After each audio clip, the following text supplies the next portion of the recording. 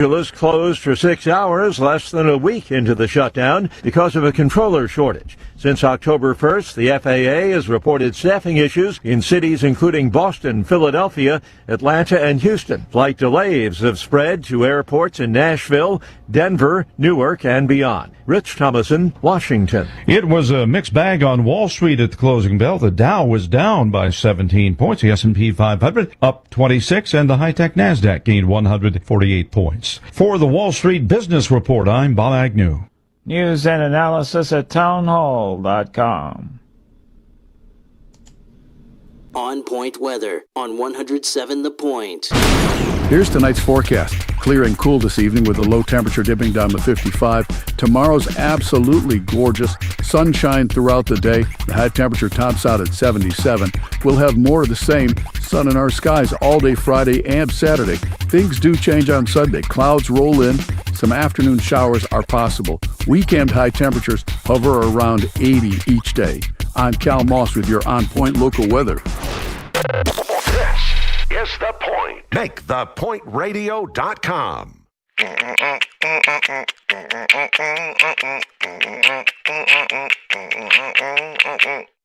Someone will be right with you. This is Sports Talk with Phil Kornblut and Chris Bergen. Sports Talk is heard across the state on radio affiliates of the Sports Talk Media Network and is streaming live on SportsTalkSC.com, as well as Twitter, Facebook, and YouTube. The South Carolina Education Lottery lucky number to call in is 888-898-2525. That's 888-898-2525. Now, here are Phil and Chris with tonight's edition of Sports Talk. And welcome in. Good to have you with us on this Wednesday night here in South Carolina, back in South Carolina after the road trip from hell. That really wasn't all that bad, just long. I'm telling you, in another life, I was a Walmart truck driver because up and down those roads, I don't see how those guys do it. I tip my cap to truck drivers. I don't see how you do it over and over again. I met a gentleman, Bergie, on my way back from Chapel Hill. I stopped at a restaurant, and, of course, it was packed, so me and this total stranger, we ended up sitting next to each other at the bar. We started talking, and he was a truck driver for FedEx. And I don't know how many years, 16, 17 years on this particular deal. He drove the same route from Greensboro, North Carolina to Columbia, delivering FedEx at night. He would leave Greensboro, drive to the Columbia airport where the FedEx terminal was, drop off the trailer, wait for them to unload it, wait for them to hitch the trailer back up, drive back to Greensboro. Oh, every day. Oh, man. Wow. So when I told him I was from Columbia, he said, "Oh, I know that route." I guarantee he does. He knows every bump on I-85, I-77. Anyway, good to be back in the studio after the trip to Baton Rouge and up through Birmingham and back to Columbia. Ready to talk some more football with you tonight, and we'll squeeze in a little more basketball as basketball season is around the corner. NBA cranks up in about another week in the college's first part of November. We welcome your input tonight. If you think you got something you can add that we haven't already touched, or you want to challenge us on something that we've said, we love challenges. The phone number, 888-898-2525. That's 888-898-2525. You can also send us a text, and we will, of course, read the good text messages. Well, I shouldn't say we read the good ones. We read the bad ones. We don't read the outright stupid. And you know who you profane. are. You know who you are.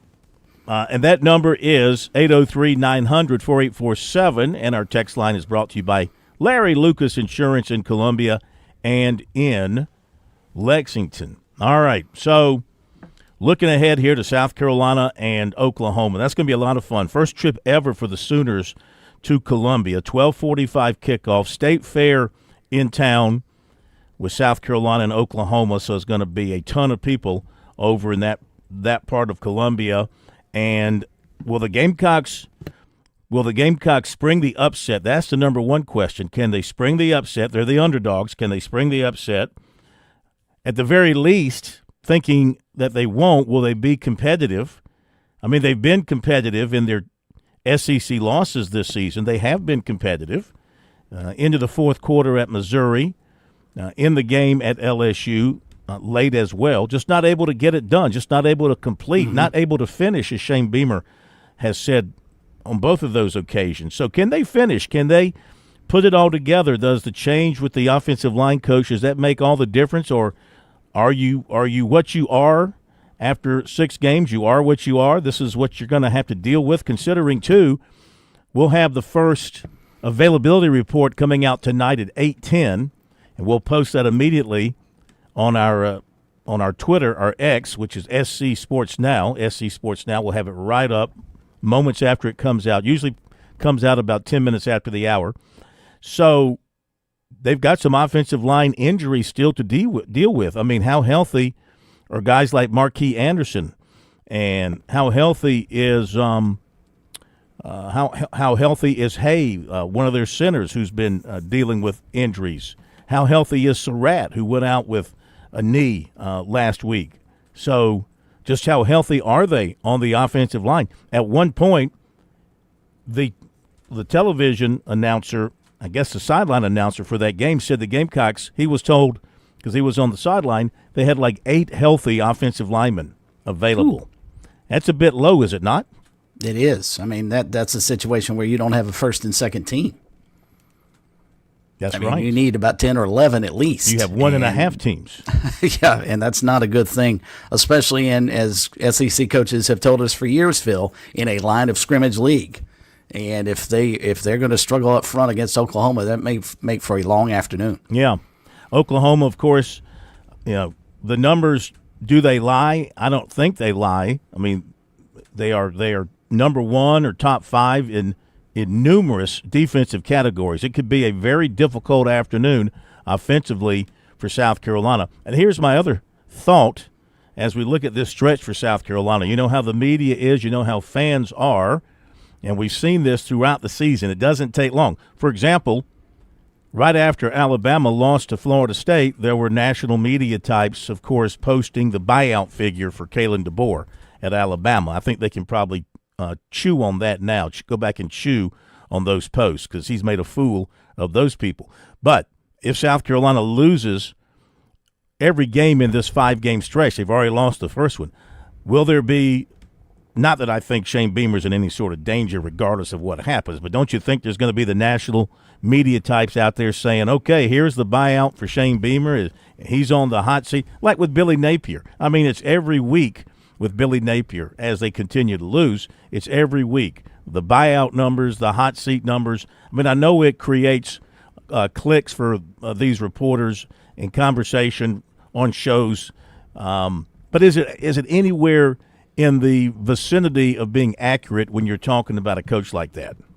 I think it's repulsive, quite frankly, Phil, for our business to stoop to that level, starting to continually call, basically, for a person to lose their job. I mean, we are so bad in the media world, and I'm not talking about legitimate media sites, because I'm not sure I've seen, let's take Sports Illustrated or USA Today, some of the top ones. You just see these websites that pop up, and that's all they want to talk about, because it's an easy, lazy narrative that will get the fans involved. But I think it's disgusting that we have media members, and I use that term loosely, that will sit there and post the buyout, and already, reports that Billy Napier, the AD, Scott Strickland's already met with the big boosters, and he could be gone as early as next week and all this stuff. I mean, you're talking about somebody's livelihood and throwing it around out there like, it's nothing, and just throwing it up against the wall and see what sticks. I think it's repulsive. It's a situation where it should not happen, but it does. And I think you're right. I think if Carolina gets beat Saturday and then we're to lose next week as well, I think you'd start seeing some of that. Well, Shane Beamer's certainly in trouble now, and here's what it would cost USC to get out of the contract with Beamer and start looking for somebody else. Yeah, you're right. I agree with you wholeheartedly. It's a blight on our profession, because we have so many unprofessional people in this profession. That's the world it has become. Now, fewer and fewer have actually any journalistic training. I'm not saying you have to be a graduate of a journalism school to do this job. Sure. But it's nice to have a background. It's nice to have come up through the reporting side of things, to actually have people looking over your stories and editing you and directing you before you put something out in the public. It used to be before you put something out in the public, it was checked, double-checked, triple-checked for accuracy and for not just accuracy, but fairness and also something that was meaningful. So much that's out there today is just not meaningful. It's just garbage. It's just letters on a screen. And but unfortunately, for those of us who look at it that way, for those of us who try to play the game the right way, thousands of people, if not millions of people, read that stuff and regurgitate it. They think it's the gospel. So I'm just waiting. The only reason I bring this up because, I fear for Shane Beamer's reputation and all that's going to be the case if the Gamecocks lose these games coming up. Now, they might, the way they're looking at it, the way they have to look at it, the way they should look at it is this is opportunity. This Absolutely. is opportunity to blow something up. It's an opportunity to blow up Oklahoma. It's an opportunity to blow up Alabama and send them spiraling a little bit. So, and we'll see if the Gamecocks are up to it. Personally, I don't think so. I got to be honest with you. I don't think they're going to win a game. I don't think they're going to win a game down this stretch. The only one I think this is their best shot. I think this is their best shot coming up this week because they're at home. Oklahoma's coming off an emotional, draining loss to Texas. It's got to take them some time to get over that. I mean, they live, that fan base, that program lives for the Red River rivalry. It just lives for it more than anything else. And, well, maybe not as much as a national championship and SEC and all that. But that had to distract them the first part of the week while I'm sure South Carolina, once they got back and the Lonnie Teasley thing was settled, they got right to work and got focused and getting ready for Oklahoma. But then it comes down to the Jimmies and the Joes out there and who's got the better Jimmies and Joes. And I'd have to give Oklahoma probably the nod in most areas. Now, we'll have to see what their injury situation looks like. We mentioned last night reporting out there about one of their big offensive linemen dealing with an injury. That could be impactful. But that defense, you know who's coming back, too. You know who'll be walking the sideline, or maybe he'll be up in the booth. Wes Goodwin is back in town. That's right. Mm-hmm. Yep, that's exactly right. That'll be interesting. And Brent Venables making his first visit to Williams-Brice Stadium since he transitioned to Oklahoma as well. I think he'll walk quietly into the stadium, and he's going to sneak upstairs to make sure that Steve Spurrier has gone. Because he couldn't handle Spurrier's offense. Nope. Go back and look at the numbers. It's true. For all the great things he did defensively at Clemson, Spurrier had no trouble. He had no trouble putting points on him and beating him. There's a long line of defensive coordinators that would fall into that category against Steve Spurrier. All right, so that's the South Carolina deal. 888-898-2525. As for Clemson, getting ready for SMU, this is their stretch now. This is the time for the Tigers to prove themselves. Are they a paper tiger or the real thing?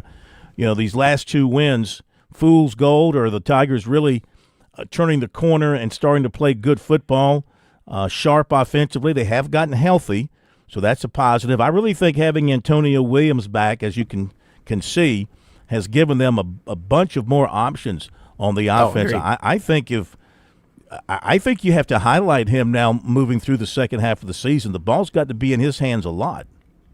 I would think so. I think he's one of their gigantic playmakers, and you saw how different they were early in the season without him in the lineup. And also, Phil, I think they need to continue to lean on Adam Randall. I mean, he is starting to become the player that Dabo told us back during the preseason. You remember, Dabo was extremely high on Adam Randall making the switch from receiver to running back. And the one thing he kept saying, I remember he said it, I think when they had their local media deal right before ACC Media Day, he said, Adam Randall's going to be a story in college football. Mm-hmm. And everybody, I think, kind of brushed that to the side and thought he was crazy. And early in the season, the story was he's not very good as a running back. That has certainly changed. And I think he is a weapon for them out of the backfield now like they didn't have early in the season. You add all that together with that wide receiving core, and they can put some points on the board now. Hey, listen, I'm raising my hand. I'm a guilty party. I questioned it. I didn't think, you took a guy from wide receiver and he's not a prototypical running back from a his build standpoint, he's a big guy, and you're trying to make him into a running back and do the things that running backs can do. But I think that he has proven beyond a shadow of a doubt that he can handle the position, not just at this level, but at the next level as well. He's got an extra gear. I've seen him kick it into gear and take off. And, of course, he does have the size to punish a tackler when he's moving full speed, and he doesn't shy away from contact. I've just seen him lower the shoulder and bull straight ahead against people. So I think he's proven all of us wrong who kind of questioned whether or not he could do it.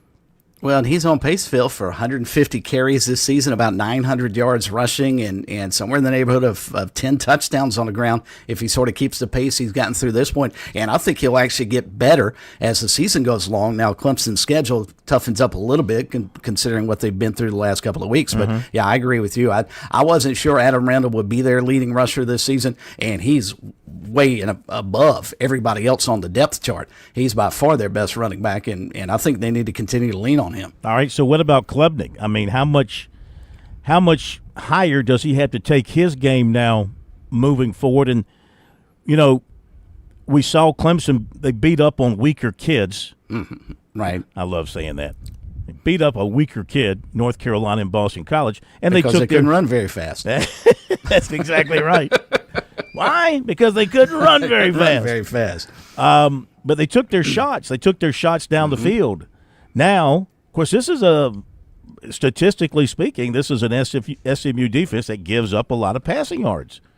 I would think you would take your shots down the field if I was calling this game and you got Cade Klubnik and those receivers. I think I would take multiple shots down the field. I think so, and I think you've got Bryant Wesco that can run past people. Certainly Antonio Williams can run past guys, and he's playing a lot better, and I think he's finally healthy, which is a key cog to this. And I was talking about Randall's numbers. I think it would surprise a lot of folks to look at Klubnik's numbers considering how he started the season, considering he's on pace for 3,000 yards passing field, about 20 touchdowns again this season. I mean, if he continues to develop it, much like Adam Randall, and I think as those guys continue to improve, this is going to be a tough offense to stop. Now ironically, is their defense going to play to the level? And I saw a story you posted today up on our website. Can't remember the player that you posted. Sammy. It was Sammy Brown. That's right. Talking about the defense is getting back, at least in his mind, to being a dominant force. They need it to be. Well, because it was not against Syracuse for sure. Yeah. And Georgia Tech probably as well. Yeah, Syracuse won their worst defensive games in a long time. All right. Your phone calls will be welcomed if you'd like to join us. And that number is 888-898-2525. That is the South Carolina Education Lottery lucky number. Learn more about the lottery's impact at sceducationlottery.com/educationwins. Back in a moment.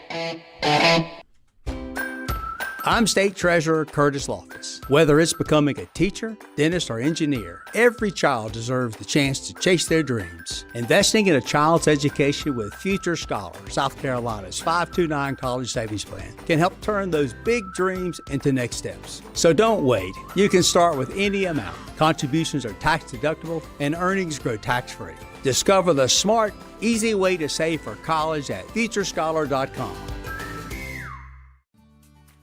Major Billy Downer here from the Department of Natural Resources, and DNR is excited to announce the implementation of Go Outdoors SC, a new online licensing and boat titling system that you can access right from your phone. Through this new system, customers can purchase their hunting and fishing licenses, renew their boats, apply for lottery hunt opportunities, and complete electronic harvest reporting requirements. For more information, visit Go Outdoors SC at your local app store.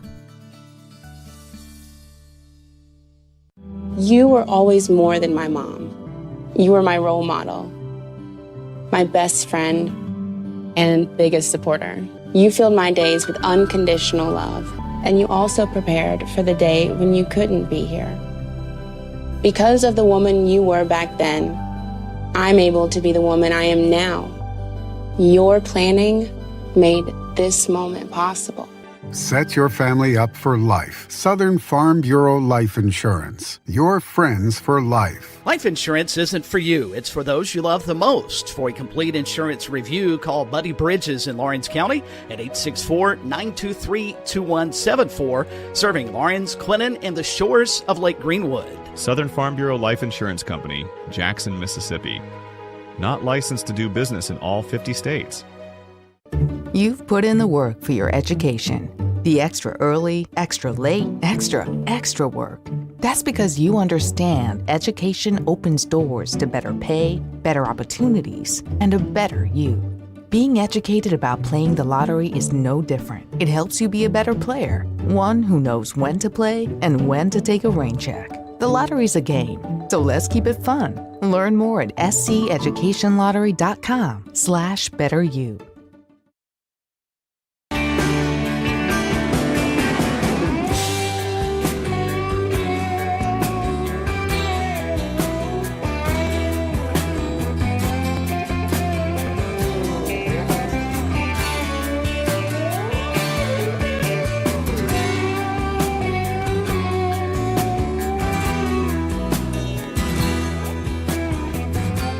Nice choice. Like it. Freebird. Yeah. Hey, the plumber's in college now. Got his hair cut. He's got the women looking at him. How's it going, by the way? Have we had our first date? Have we had our first college date? Have we had our first college co-ed talk to you? Yes, on that. Unfortunately, somebody who's not related to you now. Can't be related to you. It's got to be a co-ed that's not related, who has vision, Has vision. That's definitely a standard that I feel like that's kind of discriminatory, but yeah, I mean, no comment on that.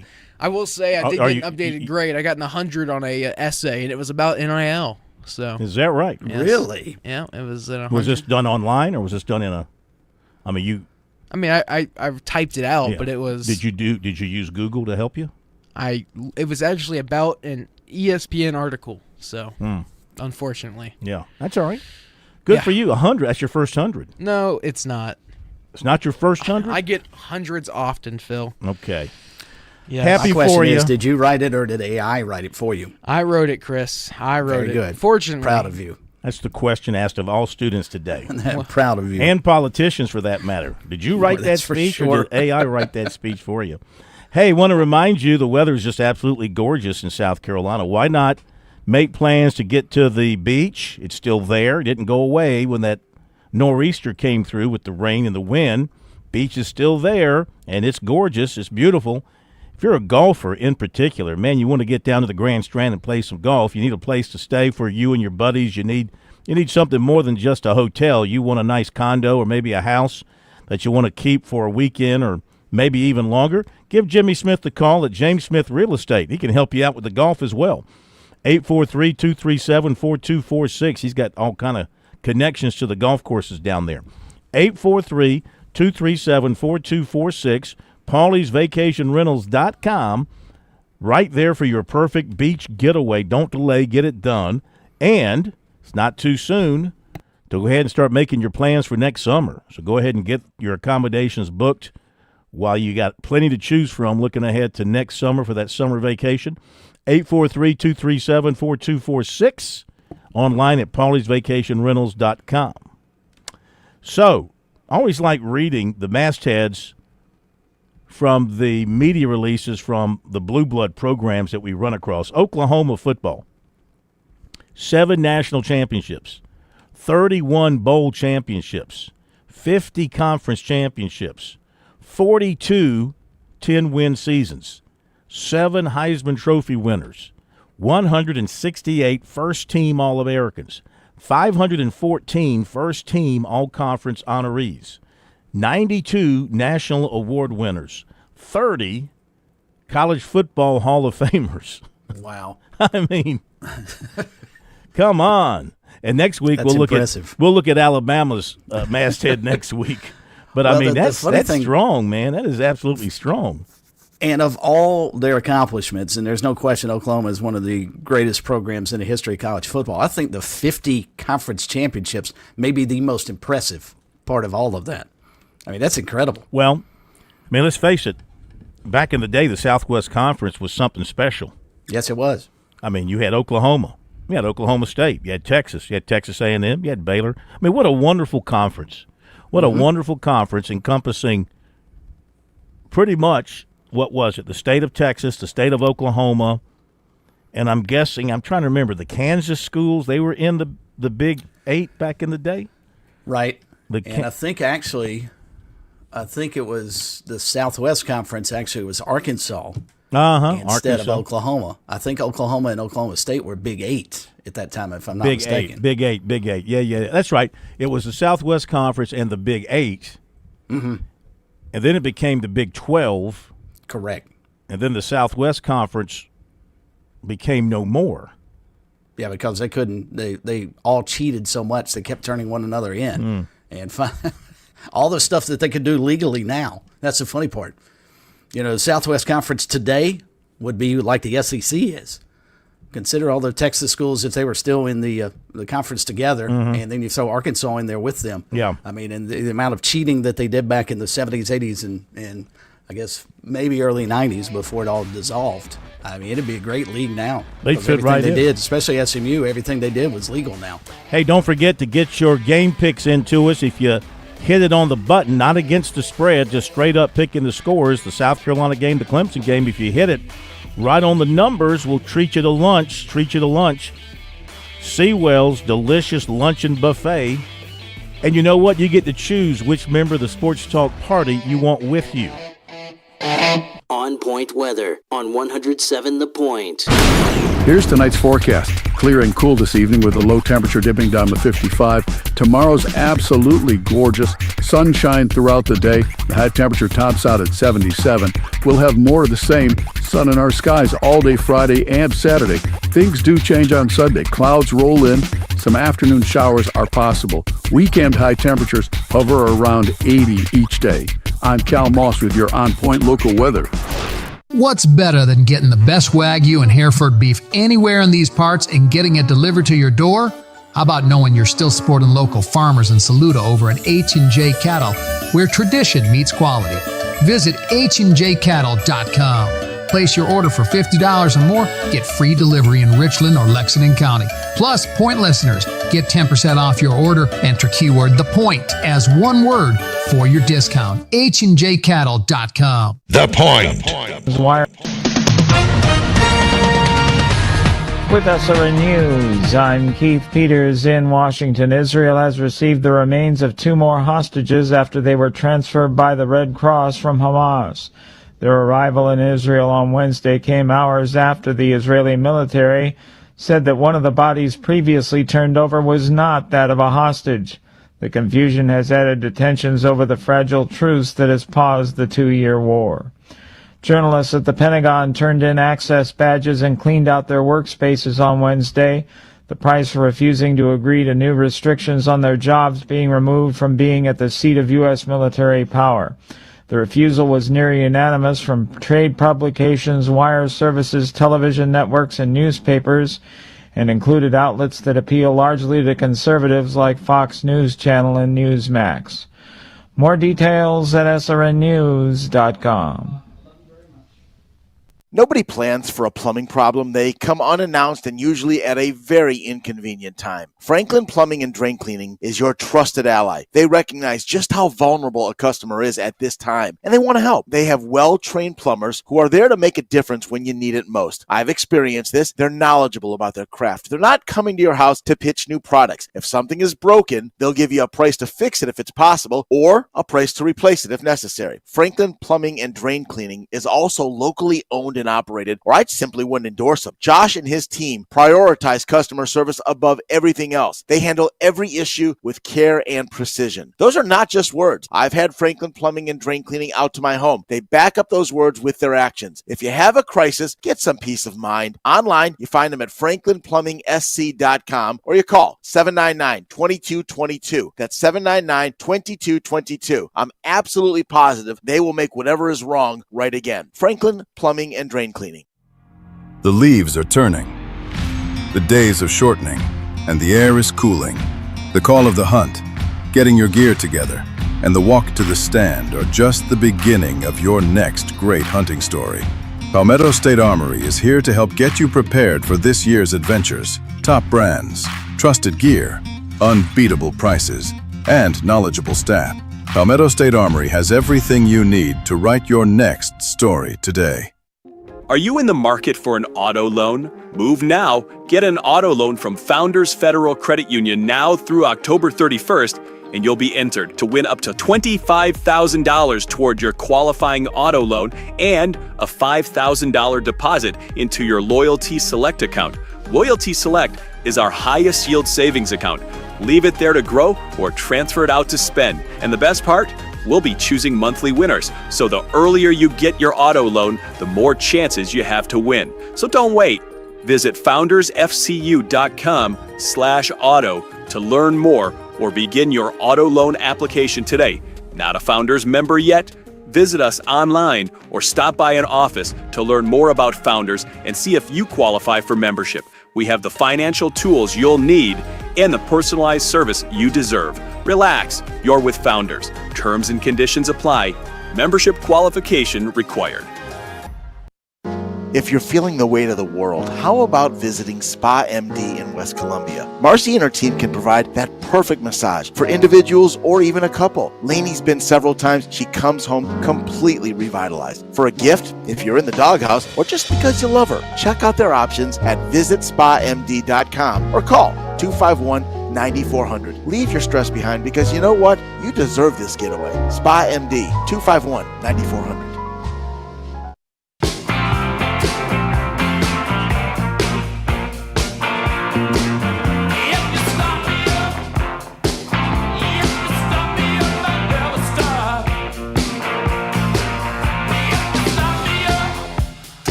Back we are, Sports Talk. Sports Talk Media Network. Skynyrd, the Stones, and I'm telling you, Josh is getting it done tonight. Phone number 888-898-2525. 888-898-2525. Lines are open if you want to join us. Coming up, we've got, of course, our Chalk Talk session tonight. Looking forward to having Coach Ellis Johnson, Coach Chuck Reedy with us. They will have a lot to say about a lot of things. Look forward to talking with them. Hear from Mike Shula. And some basketball, Dawn Staley and Brad Brownell, going to get to that tonight as well. Plus, catch up on a lot of recruiting that we haven't gotten to here of late. Let's get to some text messages. Phone number for the text messages, 803-900-4847, brought to you by Larry Lucas Insurance. In Columbia and in Lexington, call Larry at 803-799-1998 for all your insurance needs. Let me also update the poll question results thus far. Poll question is about what does the change at OL coach mean for the USC OL performance. 38.2% of the votes are coming in saying, well, it's still the same players. 32.4% believe that it will mean fewer pre-snap mistakes. 20.6% believe it will be crisper, cleaner blocking. So 53% total think they'll be improved. And 8.8% believe, actually that takes it to about 62%. 8.8% believe they'll be the new 7 blocks of granite. So not sure I'd go that far. So you got about 63% or so who think the Gamecock offensive line is going to be better with this change. We shall see. All right. Well, and in fairness, for those penalties, Phil, real quick, in fairness, you probably need to wait until the Ole Miss and Texas A&M games to judge. Home games, they should do a much better job because the crowd is on their side. Man, the crowd should not be as loud when the offense has the football. So there should be fewer pre-snap penalties this week and next week against Alabama. Let's revisit this, or in 2 weeks, I guess, against Alabama, and then let's revisit this when they go to Ole Miss and then Texas A&M. All right, to some text messages here. This is from Eddie. The O-line starts with the center. When T.J. Johnson used to stay with me and my son when he stayed on weekends during off seasons. Remember T.J. Johnson from Ainer was a center, very good center at South Carolina. He had so much pressure on him as the center, more thinking than any lineman, but all are important. He was moved to center simply because of smarts and thinking ability. He was strong, but he was strong. That didn't hurt either. Also, love TJ. I'm trying to piece all this together. Love TJ. Let's see here. Does it give this a little bit more from Eddie? Outside pressure has some effects on this. Old school days are over. I'm talking about the changing of the line coach. I hate it, but does affect. It does affect somewhere, in my opinion. Shula's plays may even work better, or any OC calling plays with some blocking and displace from our O linemen. All right, sorry about the uneven nature of reciting that, but I was trying to piece it together. This is from the 803 South Carolina women's basketball team will start 5 McDonald's All-Americans and will have be backed up by 5 girls, 3 of which were McDonald's All-Americans. So even without Kitts and Watkins, don't forget Fulwiley, they still are one of the most talented rosters in the country. Mm-hmm. That's why they are ranked number 2. And don't forget Tanaya Latson, the transfer they've got, too. One of the top scorers in the country from last year. All right, this is from the 803. Phil, do you believe that all this scrutiny directed at the officials is a result of the advancement made in broadcasting? Every play can be super analyzed like never before with 5 or 6 different angles, or do you think that the officials are just not doing a competent job? Today's athletes are so quick. In real time, they look like a blur. Why a professional like a college official would embarrass himself in front of thousands of people by being blatantly biased is hard for me to comprehend. That message took a turn I didn't expect. At first, it sounded like he was sympathetic towards the officials.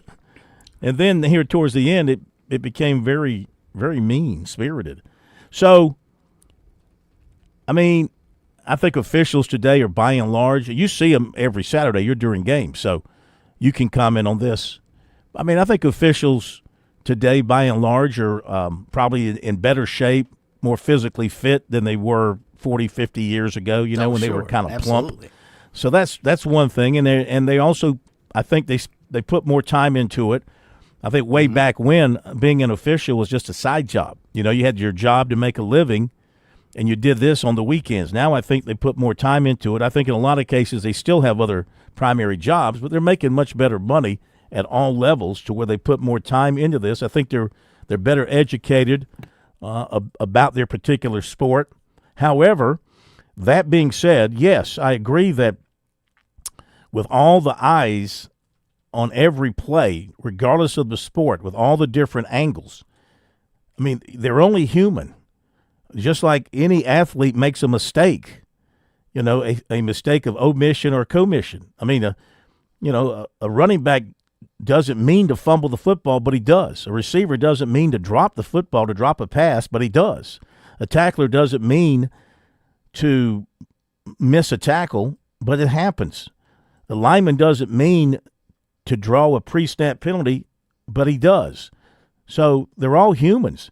And we forget that there's so many plays in a particular game that no one single thing, even a call, is the absolute reason why a team wins or loses. Now, you might have a call that comes at the very end, okay, that does something that helps a team to win or lose, but there were hundreds of other moments prior to that, leading up to that could have also impacted whether a game is won or lost. But I do know the things that happen at the very end are the most magnified.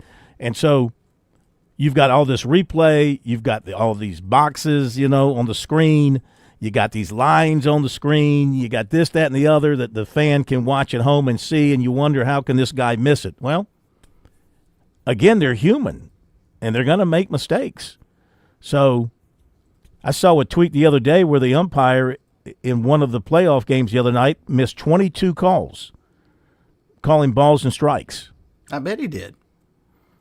But, I mean, the problem is it's nearly impossible to be an umpire in Major League Baseball field. And I love the video camera that they'll put on a umpire so we can all sit at home and see how quickly a 100-mile-an-hour fastball gets to home plate. Yep. And if it's a half an inch off the plate, all right, is that a strike or a ball? The K-box has made it nearly impossible to be a home plate umpire because they miss all those calls. But I would bet you of the 22 calls, half of them, if not more, were within a quarter of an inch off the plate one way or the other. And I think in football, in particular, I think the rules have made it so difficult to be a referee. Let's take the catch, no catch rule. Let's take the targeting rule. I mean, there's so many things that have factored in. It's almost overload for them. And I think you hit it on the head right off the bat. All of these athletes, whether it be baseball players, basketball players, or football players, are all bigger, faster, stronger than they ever have been. And they're certainly bigger, faster, and stronger than the umpires and the referees who are charged with trying to adjudicate the game. I just think it's a really, really hard job. I really do. Yeah, well, no question. It's a thankless job. It's a thankless job. And listen, when I'm watching the Packers, Yankees, Celtics, and a call goes against them, and I think it's an obviously bad call, I lose my mind like any other fan does as well, But I also understand these guys have a difficult job. Personally, I'll be honest with you, if you cut me open and I was to bleed it out, I would say I hate instant replay. I have benefited from instant replay. My teams, when I talk about I have benefited, my teams, I have benefited from instant replay. Mm-hmm. But I just think you got to we're taking away more and more of the human side of all sports, and I was fine with it the way it was before. If a guy blew a call, he blew a call. Exactly. Some of the most famous moments in sports have been overblown calls, especially in the World Series. So, and the other thing I'm going to hate, we're never going to see blow-ups between a manager and an umpire again over called balls and strikes like we used to, because they're going to have this replay now. They're going to have a chance to replay balls and strikes, and you're going to be able to appeal it, have a replay, and that's going to eliminate that. You can't if you think the umpire's wrong and the replay proves he's right, you can't come out and argue and get in his face and kick dirt on home plate and do all that stuff. We're losing a valuable part of baseball, if you ask me. But it's just my old Tommy belief there. Gamecock Tony, absolutely absurd if Beamer is messed with, not happening. And he also has the Gamecocks winning 20-17 and Clemson beating SMU 34-17. All right, we'll put that away and see. Did anybody come, Plummer? I know you took a look at last week's picks. Did anybody come in the neighborhood of getting it right? Not really. Not within 5 of either, really. Okay. All right. And let's see, from the 803, of course, they'll be calling for Shane's head. Carolina fans have to realize they have to deal with mediocrity when it comes to football. Women's basketball is a different subject. Oh, you know what? That was from Ray snuck in a text message to us there. Hey. Actually, that was pretty decent by him. Yeah, that was good for him. Yeah, way to go, Ray. You're getting better. A couple more here from the 843. Listening to the interviews, talking about the football interviews, same old song and dance. It's not the coaching. Sellers is the spark. If he plays well, everyone plays well. Yeah, if you get a great performance from your quarterback, that helps you. One more here. Phil, Monday you said Lenore Sellers is not ready for the NFL.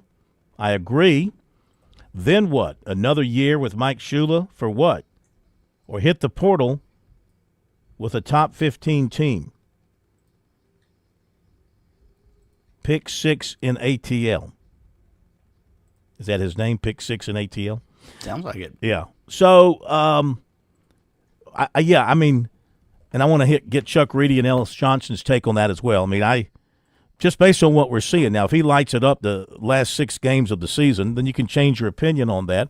Then again, you know, pro scouts, the pro people, they look at potential. They look at size. They look at arm. They look at strength. They look at speed. I don't know they necessarily dwell too much on how you perform during a season, right? Because some great players are just on bad teams, and sure, it's reflected in their numbers. And you think people might say, well, he's not very good. He can't make it in the NFL. But the NFL scouts see something entirely different.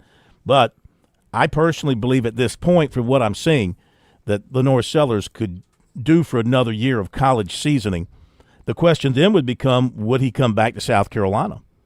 Because you know as well as I do, it's already happening that there's people reaching out to his people about, hey, you know, here's a package we got. If he's interested in coming back for another year, this is what we can do on this team with this coming back. You know that's happening, you know. Oh, absolutely. And as the texter pointed out, I'm sure they're using Mike Shula against USC and telling Lenore, you're not going to develop with that guy as your OC.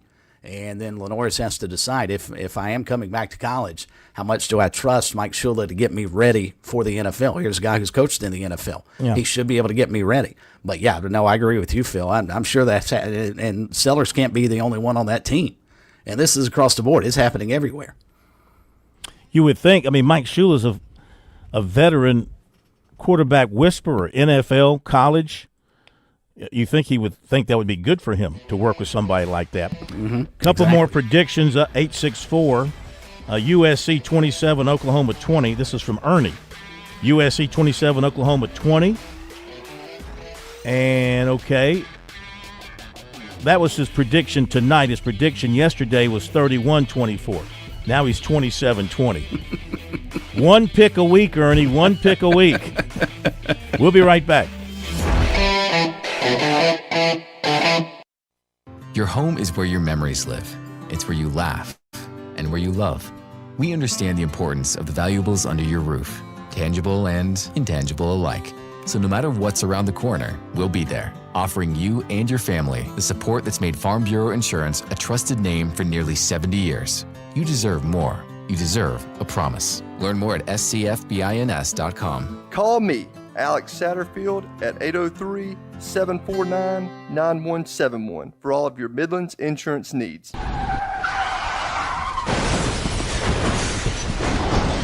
I'm attorney Jim Corbett. That's the sound of a big hit on you and your car or truck. I've been an attorney for more than 30 years, helping people who get injured in car wrecks and truck wrecks. If you have serious injuries, call Jim Corbett, 803-765-2968, or email me at jim@jimcorbettattorney.com. That's CORBETT. I don't get paid unless I recover for you. Jim Corbett Attorney, for your best recovery from a big hit, 803-765-2968, or jim@jimcorbettattorney.com. Traveling can be the worst, especially when you can't find your favorite show. Well, don't worry. We've got the perfect way to keep up with everything happening in the Palmetto State when you're away from home. Just pull up the Chief Sports app on your mobile device, and you can listen live to Sports Talk. All right, welcome in, everybody. Sports Talk Media Network. So the next time you can't find us on one of our great radio affiliates, just log on to the Chief Sports app, the best way to stay connected with the Sports Talk Media Network. South Carolina's taste buds have spoken, and they're asking for beef. There are more than 7,800 farms raising cattle from pasture to plate in the Palmetto State. So whether it's steaks on the grill before the big game, sirloin medallions plated for date night, or burgers with a family, make sure beef is a part of your playbook this football season. Smoked, grilled, and slow roasted. Find the best way to enjoy your beef at sccattle.org. Beef. It's what's for dinner in South Carolina. Funded by the South Carolina Beef Council, part of the Beef Checkoff Program. Straight Up Sports is simply all sports all the time. Straight Up Sports is a collection of retired and award-winning sports writers and sports broadcasters from around South Carolina. Like Bob Gillespie from the State Newspaper, Scott Kiefer from the Greenville News, and Mark Sturgis from ESPN Upstate. Straight Up Sports is about the stories, just like the days gone by with no editors nor managers involved. Check us out on Facebook or Twitter or online at straightupsports.net.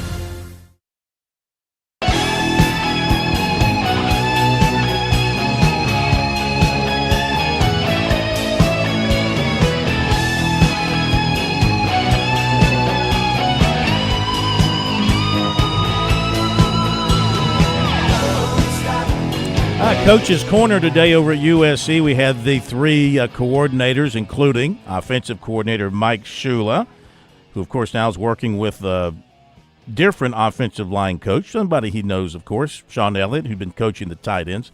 So here he is visiting with the media this afternoon, taking questions about the offense, why things aren't working so well in some areas, and what's going to happen with this change with the offensive line.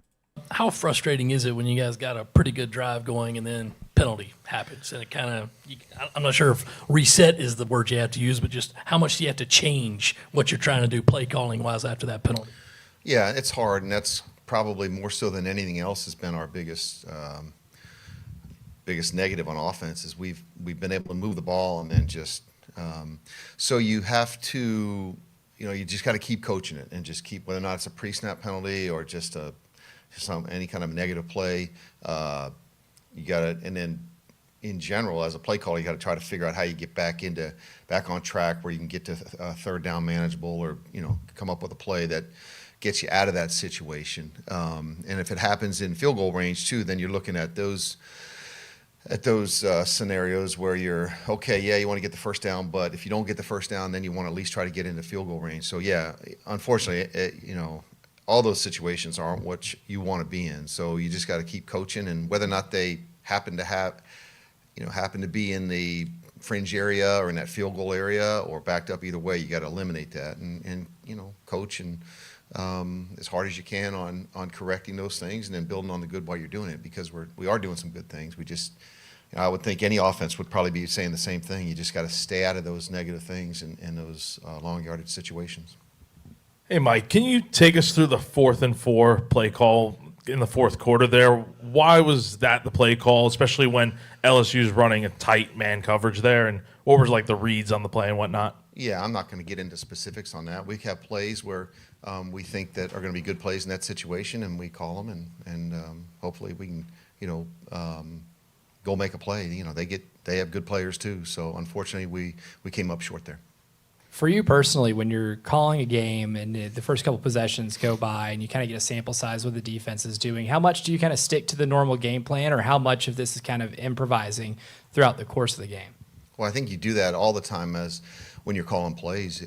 Yes, you have an idea of what you want to go into the game with, and sometimes you might tweak the first play. Sometimes you might change the second play. It just kind of depends on circumstances, on what you've seen on tape and what you're anticipating compared to what you're getting out there. So, and sometimes we have early ideas, and people call them openers. People call them. We don't really script the very first 15 plays, but we have things that we want, that we think are going to be good, and you want to call your good stuff obviously early. You don't want to wait and call that, but you have to have the ability and have the flexibility to adjust, and then have other things off the stuff that you call, or as you circle back, hey, do we want to call it again? Do we want to call the same exact play? Do we want to call that play out of a different formation but still run the same play, or do we want to have something off that? Anytime coaches let go from the staff during the season, how much does that add to the pressure for you and other coaches on the staff? And obviously you guys have plenty before a situation like that, but can you kind of quantify what that might mean for you guys? Well, yeah, it's personally it's heartbreaking, and we all feel we all have to take ownership, and but I mean, as far as the pressure, no, there's whatever you want to use the word for pressure, every week it's the same. You have to get yourself ready to go play, and there's good teams that you're playing regardless of the circumstances, where you play, when you're playing, who you're playing.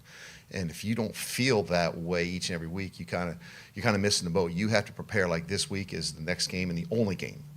And if you call it pressure, or if you call it excitement, if you call it fun, it's all of the above, those things. But you have to be so dialed in where you can't let, if you're worried about other things, things outside other than like what you're supposed to be dialed in on as soon as the game's over on Sunday, on Monday, on Tuesday, then you're really kind of cheating yourself and the guys around you. You got to be, we have a certain schedule each and every week that with some flexibility based on when we play games, but there's so much work to be done and to get yourself ready as a coach and then get your players ready to go perform the best. So it's a test, and it's easy to do when you're winning, but you got to be locked in and know that you got a bunch of guys around you that are doing the same thing. And we have that here, and we have that atmosphere here with our coaches and our players, and guys are they continue to be dialed in, and our players do everything we ask them to do. They practice hard. They have fun out there. They're frustrated because we haven't won, and yet they're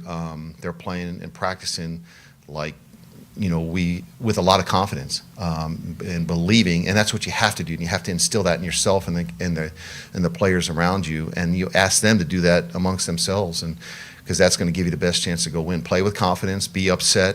Okay, don't be satisfied by any means for where we're at, but also know that we're not that far off, and believe that, and just dig down a little bit deeper. Yeah, that's what you got to do, Berg. You got to believe.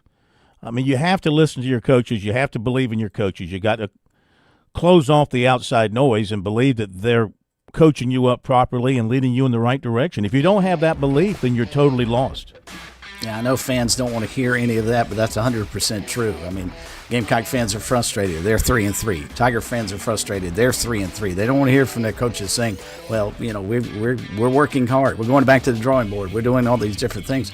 But that's exactly what they have to do, and the players have to buy in. I mean, it's a 50-50 street here. Coaches can only do so much. Players have to execute. We'll be back after the break.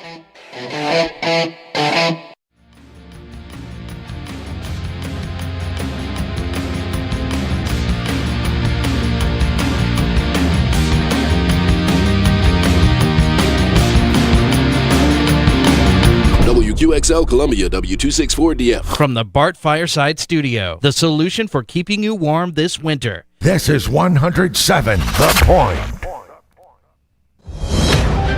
News this hour from Town Hall. I'm Keith Peters in Washington.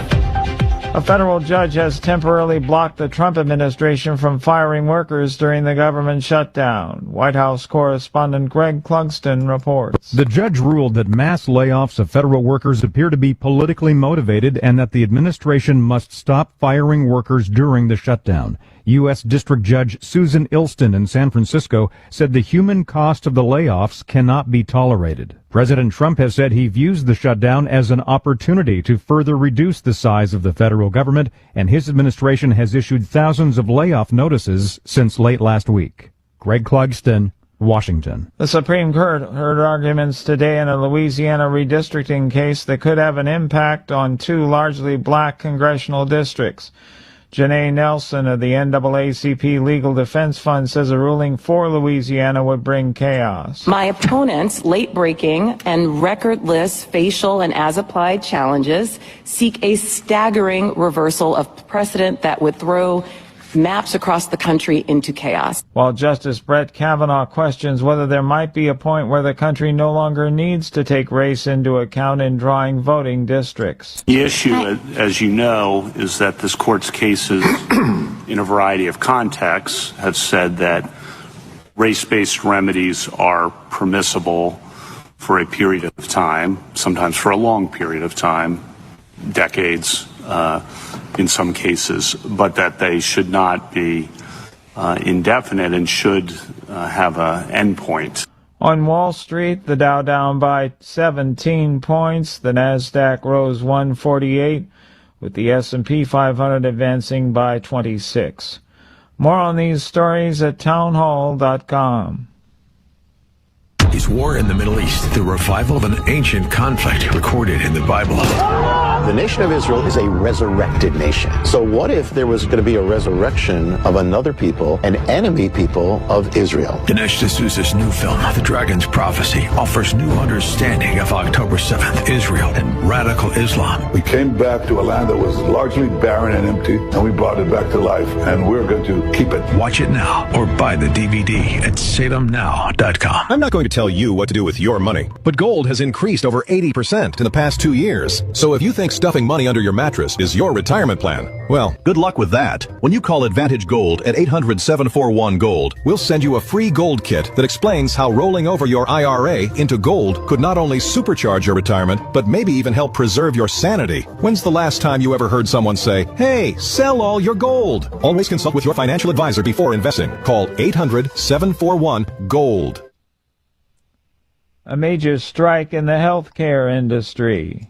31,000 Kaiser Permanente healthcare workers have walked off the job, demanding better salaries. 5-day strike began Tuesday and spans 500 medical centers in California, Hawaii, and Oregon. Now, employees say wages have not kept pace with inflation. They're asking for a 25% wage increase over 4 years. Kaiser Permanente has countered with a 21.5% increase. Company says clinics will remain open during the strike with a few adjustments. Jason Walker reporting. The National Transportation Safety Board says faulty engineering led to the implosion of an experimental submersible that killed 5 people on their way to visit the wreck of the Titanic. News and analysis at townhall.com. From Washington, I'm Keith Peters. On Point weather on 107 The Point. Here's tonight's forecast. Clear and cool this evening with the low temperature dipping down to 55. Tomorrow's absolutely gorgeous. Sunshine throughout the day. The high temperature tops out at 77. We'll have more of the same. Sun in our skies all day Friday and Saturday. Things do change on Sunday. Clouds roll in. Some afternoon showers are possible. Weekend high temperatures hover around 80 each day. I'm Cal Moss with your On Point local weather. WQXL Columbia, W264DF. From the Bart Fireside Studio, the solution for keeping you warm this winter. This is 107 The Point. This is The Point. Make thepointradio.com. Welcome back to Sports Talk on the Sports Talk Media Network. You can reach the guys with the South Carolina Education Lottery lucky number, 888-898-2525. That's 888-898-2525. Now back to Phil and Chris with the second hour of Sports Talk on the Sports Talk Media Network. All right, welcome back. It is Sports Talk Media Network here on this Wednesday night. We got Chalk coming up in just a second. Let me throw a couple of quick little notes out here. Big South preseason men's basketball poll. I know Coach Johnson's been waiting for this. High Point was picked number 1. Winthrop 5, Presbyterian 6, Charleston Southern 7, Upstate 9. In golf, love golf, South Carolina finished 5th. Charleston tied for 10th.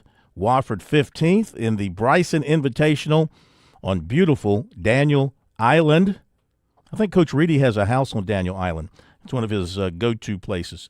Vanderbilt won at minus 30. USC was minus 13. Charleston minus 4. Wofford plus 16. Zach Adams was South Carolina's top finisher, tied for 10th at 6 under par. All right.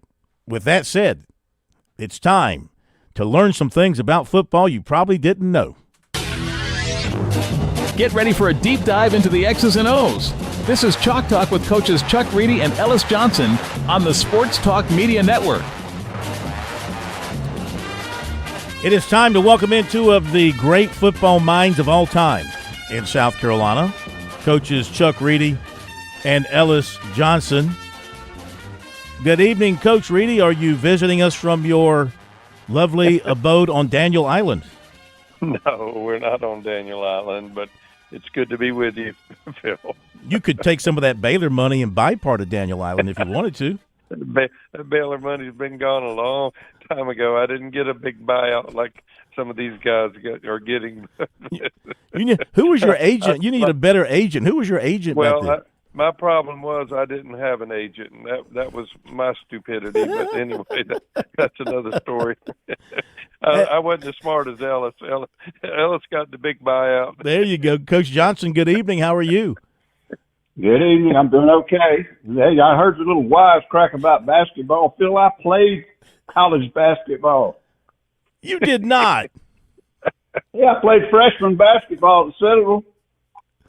I never knew. I scored 3 points in the old Carolina, what do you call it, that one they don't play in anymore, they still got it? The Coliseum, Carolina Coliseum. Yeah, we're all paying for it, I guess, but nobody plays in it. That they still use Kevin Joyce, I think it was Brian Winters. Brian Winters scored about 60 points on us. So all the bench warmers like me, we got to go in and play at the end. That's nice. Did you hit a? They didn't have a 3-pointer back then. What'd you do? Make a basket and get fouled? Yeah, I think. Is that right? How about that? What an athlete, Coach Reedy. What an athlete he was. I know the man. I was a multiple athlete. Yeah, I was hired for practice meet. Well, let me play the game at the end. I'd be all excited. I'd go out there and didn't know what the hell we ran. I ran the opponent's play. The practice meet. I hear you. All right, we got a lot of things to talk about tonight, gentlemen. Coach Reedy, let's start with you. Of course, South Carolina in the spotlight with what happened last week at LSU and the change with the offensive line, a coaching position there. What do you think is going to be the end result of all that for South Carolina going into this Oklahoma game? Well, I mean, I think Coach Elliott, I think he's a heck of a line coach, and I think that'll be a plus for him. I think that will help him. I know nothing about the guy that was there. It might have been a great coach. I don't know, but certainly they've got problems on the offensive line. And, Coach Elliott, I think he'll do a good job of that, and that certainly will help them. But they've got more problems in the offensive line. I mean, they're very average at receiver. They're very average at running back. They're a very average offensive football team talent-wise. Everything, I think the hype was all about Lenore Sellers, and that hyped everything up. And and to this point in the season, he's been a very average quarterback. So, that's where they are. I have suggested, and I'm not a very smart person, but I've suggested that he needs another year in college somewhere next season instead of moving forward to the NFL. Does that make any sense, or is he, or do NFL people look at him and see a big kid who can run with with a strong arm, and they can take him and mold him? Well, that's what they see, and I'm trying to think. I'm drawing a blank on the guy from Florida a few years ago, Anthony Richardson. Mm-hmm. A very, very, a very similar scenario. I mean, the guy was big and fast, could throw, all those good things. But he wasn't a good quarterback. I mean, he wasn't, and I think he was like the number 4 pick. I don't know. Yeah. I mean, and that's the way I see Lenore Sellers. He needs to come back for another year. I mean, there's no doubt about that. But whether his handlers and the people around him will allow that, remains to be seen. But the way the money is in college football now, I mean, you don't have to jump to the pros to make a lot of money. Now, and of course, I hate to say this, but he could put himself in the portal and probably get more than what he would get his first year in pro football. So, there's a lot of options he don't have, that's for sure. Ellis, do you think we've hit the time of the year now, the midway point? Teams are hitting that halfway point where some of those background conversations, behind-the-scenes conversations are taking place between agents and, other, people in organizations at other schools in their front office area, or whoever it is they can talk to stay out of trouble. Do you think that's starting to happen around the country now with some of these people? I'm not sure. You mean the portal of the teams tampering? Or are you talking about agents I didn't want to trying say to get them to go pro. I didn't want to say the tampering word, but I mean, it's not tampering if you're not talking to the player, but if somebody is talking to the player's agent and say that agent is talking to the player's former high school coach or something and suggesting that he start looking around or something, that's not tampering. That's what I'm saying. You're saying in relation to the portal, go some other college. Yeah, exactly. Yeah, to start moving. Yeah.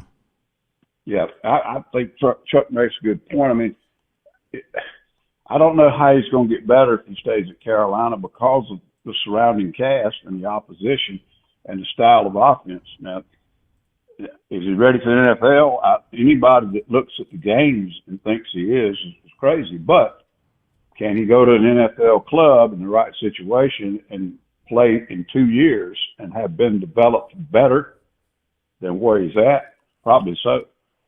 But I think they better be worried about that portal. And that's about all I can imagine on that. He's a great kid. He loves Carolina. I think he loves his staff. But if he's going to have an NFL career, it's not there yet. What offense should they be running with him? Well, it's probably not a very good statement to make. I don't think it's a bad offense for him. I don't think it's complementing what he does well. For some reason, it's a puzzle to me. It's got me so damn puzzled. If I was still coordinating and I saw him on my schedule, I'd have the Cam Newton fever. That's not what they run, and I'm not sure why. But I've heard all kind of things from outside the program and inside the program. You don't know who to believe, right? But it really has. It's just been sort of he's not been the problem, but he ain't been the solution. And I mean, it's just not there right now. And the biggest thing about him that stands out to me is how many sacks he takes. And I guess he still thinks he can get out of trouble, and so he holds it a little too long. I don't know. But it's just not NFL. They had 5 sacks last week at LSU. Now they're going to face Ellis, the number 1 defense in the country. And, I mean, they lead the country in almost all major critical defensive categories, or they're in the top 5. This a Brent Venables creation here at Oklahoma, typical Brent Venables type of defense from what you've been able to tell? Yeah, and I picked him to beat Texas. Boy, was I wrong, but what I didn't see is material was not ready to play. He should have practiced more, but I don't mean to get off on a tangent. Yeah. But, yeah, they're good. They're not – I don't think it's one of the best defensive depth charts I've ever watched play, but Brent is really good with pressure, aggressive style of defense. Even when they don't bring pressure with extra players, they put pressure on you up front with stuff that he does. And bringing this up, I don't know if you guys looked at it. It's the first time I've seen it come up this season, so I guess they wait till mid-year. But stop rate. Stop rate is a stat that I first saw last year, and it measures defenses' percentage of times that they stop drive with punts, turnovers, or downs. And that, I started thinking, you know what, that's a perfect stat for today's style of football. Don't tell me about rushing defense. Don't tell me about pass yardage defense. Stop rate, man. Get the ball back to your offense. And they're doing a great job of that. The problem is their offense kept giving it back to Texas. And so they've got a challenge, Phil. Both, not to jump ahead, but Clemson and Carolina have not faced the better teams at stop rate so far this year with their offenses, except for LSU. And look how that ended for both teams. LSU is number 4 right behind tied at number 4 right there with Oklahoma. And neither one of those offenses could move the ball or put points up against LSU. So it's a huge challenge. But I just see Carolina's defense. But the big thing that bothered me last week against LSU is giving up explosive plays. Give it way too many explosive plays. And that's not what LSU's been doing well this season. So that's a problem. They got to get that fixed. I know you have to feel good for Wes Goodwin, who's on that staff with Brent Venables. So he's coaching linebackers, assisting coaching linebackers, coaching outside linebackers, and maybe, sort of a way for him to resurrect his program after being let go at Clemson. Yeah, Wes is a really sharp kid. I know y'all already know he's a GA at Mississippi State, really sharp. But he had not had a lot of hands-on coaching experience with Clemson. And I think, I didn't like what happened, but that's just part of the business. But he'll bounce back. He's a young man, unlike me and Chuck. He's young. He'll have more chances. And another little sidelight, I know I'm very partial, and I brag on him all the time, but Travian Robinson, the defensive line coach, has been out with that car wreck, the foot injury. I didn't know until a week or two ago he has not been able to get on his feet and conduct practice drills and stuff. And I think he's back. You know better than I do, but I think he's back. And I don't know he's going to turn the whole football team around. But you get Travian back, coaching those D linemen a little bit, and I agree with Chuck on Sean. Sean's a really good offensive line coach, and a little change of who's talking to the kids, what voice is in the room. Hopefully that'll get them a little shot in the arm, but it's going to be a monumental challenge to try to block Oklahoma. That would be something new. Is your understanding that Coach Robertson's back working with the team? I thought I read something the other day or saw it on their little website or maybe a press conference that Shane, he said it was great to see Travian back out at practice on the field. And I didn't know if he was just observing or if he was actually out there able to help a little bit. And that's not going to, flip the whole season, but he's a really good coach to be so young. He's a great coach, and the way they played last year up front, that is one of the biggest things missing this year. Coach, I was at the press conference when he was speaking about that. Travian Robertson has been sitting up on a balcony watching practice, but has not been able to get out onto the field. But Coach Beamer did say that he was doing some other roles that were not actually coaching in front of the players on the field, but I'm not administrative, but watching tape and helping analyze and break right. things down. Yeah. Okay. No doubt they miss him. Chuck Reedy and Ellis Johnson. It's Chalk Talk here on Sports Talk. Let's shift gears to Clemson, Chuck, and they've gone through the Charmin part of the schedule, Boston College and North Carolina, and they got right. Offense, defense, impressive wins. From what we understand, Klubnik should be fine with the ankle sprain he had there at Boston College. So, are they right? Do you think they're back right as they head into this stretch where they got some much better opponents coming up? Well, obviously they've been very impressive the last 2 weeks, and the thing is, it gives them confidence. And as an offensive, football team, confidence is a big deal, and so they go into this stretch, which this is. I guess is the toughest stretch they have the next 3 or 4 weeks. They go in with a lot of confidence, and we'll see. I don't know what you got. SMU, you got Duke, you got Florida State. It's not like what South Carolina's facing. But it's it is what it is, and I would expect that they'll be ready to play very well against this stretch. What are you seeing from these two games, North Carolina and Boston College, that really impressed you? With me, it was they struck quickly against North Carolina first play of the game, little trick play, and bang, they scored a touchdown. But just been waiting for them to get back to that down the field approach offensively. Do you think they're going to be married to that now? Yeah, I think, and Tony Williams, I thought was really impressive in the Boston College game. He missing, having him not there early in the season certainly hurt them because he's a dynamic guy, and he made some plays the other day. Obviously Wesco continues to really play well. TJ Moore, it continues to get better. Their receiving core is really good. And Klubnik, obviously has been, very, very on target. His numbers have been very impressive. I think, and the other thing that they do a lot of, the stuff out, the screens out in the flat and what have you.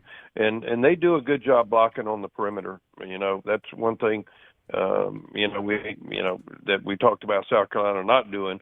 But Clemson, I think they do a really good job blocking on the perimeter, and they've made a lot of big plays with that. All right, defensively with Clemson, Ellis, 2 good performances, holding teams, 10 points each time out these last 2 times. Very bad offenses they were playing against, obviously. But, I mean, I don't want to take everything away from the performance of the defense. Did you see good things, though, in their approach, their X's, their O's, the way they were handling things within their scheme in those 2 games? I think they are. I mean, to be honest with you, it's hard to tell. They've played a real good team in LSU. Maybe not a national contender like everybody thought, but they're really good and athletic and physical. They played a couple other teams that are having decent seasons, and they haven't been doing very well. And even Syracuse embarrassed them. So now you play 2 teams that are just about. I mean, they're at the point where everybody's thinking they're going to fire one of the head coaches, and the other one that has not won but 1 game this year. So to base these last 2 weeks on how good they are, or they all of a sudden turn the corner, I don't think there's any way you can justify that. We don't know. Now, do we know they tried to play better? And they just out-athleted these last 2 teams. They got skill on skill in the open field and embarrassed them. One thing sort of bugging me a little bit, the running backs, Keith Adams got 49 yards.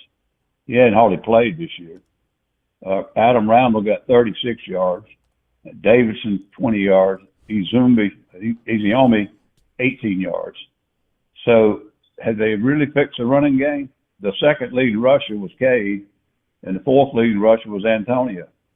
So that's still a big question mark. And SMU is probably not what they were last year, but SMU is a better defensive front than what they've been playing against, and they're a better offense. They'll be well coached too. I'm very familiar with Rhett Lashley. They'll be a very well coached team, and I think Clemson's defense is going to have to turn it up a notch to really have a really good game and get the ball back enough to Clemson put up some points. Chuck, SMU gives up a lot of passing yards per game, not so much on the ground, I guess, maybe because people just are throwing the ball against them. Would you expect Clemson to go heavy with the passing game on Saturday? Well, I'm sure that they're going to, but I think Ellis makes a great point. I mean, Clemson still hasn't proven that they can run the football, and sooner or later that will catch up with them. I mean, you can't be one-dimensional. If they go out there and try to throw it 40, 50 times, I don't know that that's the they've still got to, they've got to be able to find some kind of running game somewhere along the line. But, Ellis makes a great point. I mean, we don't know where they are. I mean, they haven't beaten anybody that's any good yet. And the next few opponents are a little bit better than what they played, but they're still not, they're not, what you'd call, top of the line teams. So, we'll see. But, they're at some point they're going to have to prove they can run the football. And, like I said, they haven't done that yet. Chuck, what'd you make of the Penn State move? Well, it was very surprising. But you have to think that just there's more to it than what meets the eye. I mean, you don't fire a guy because he's lost a couple of games unless there's other issues involved.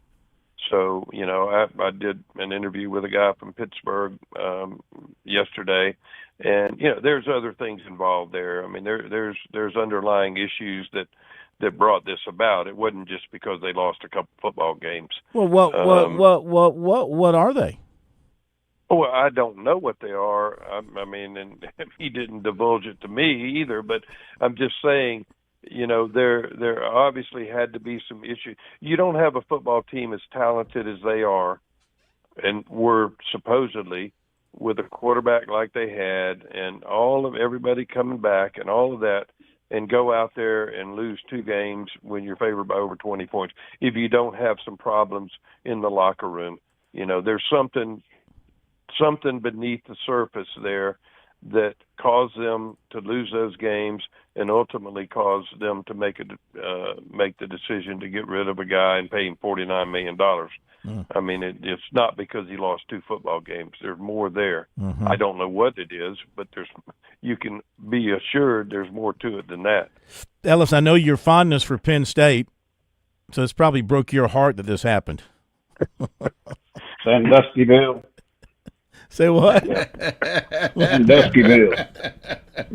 Guys, hey, but let me tell me who's left Penn State in the last, say, 5 coaches since turnover. I mean, they've had. Billy O might be the only one that left for a different job that might have been better. I think he went back to the pros. Yeah. But I don't know. Now, and I shouldn't even do this because I'm a coach or was a coach, and I don't like to start this kind of stuff. You hear a lot of rumblings and everything.